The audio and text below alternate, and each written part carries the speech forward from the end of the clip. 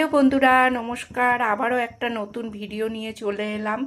তো দেখো, আজকে আমি মাছের মাথা দিয়ে বাঁধাকপির তরকারি করব। তো বাঁধাকপিটাকে আগে প্রথমে একটু নুন হলুদ দিয়ে সেদ্ধ করে রেখেছি, অল্প সামান্য নুন দিয়ে সেদ্ধ করে রেখেছি হলুদ দিয়ে।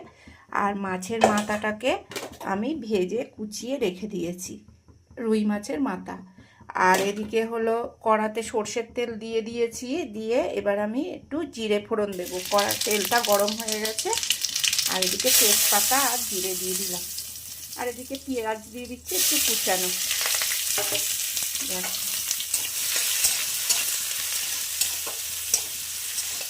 পেঁয়াজটাকে ভাজা ভাজা করে নিই।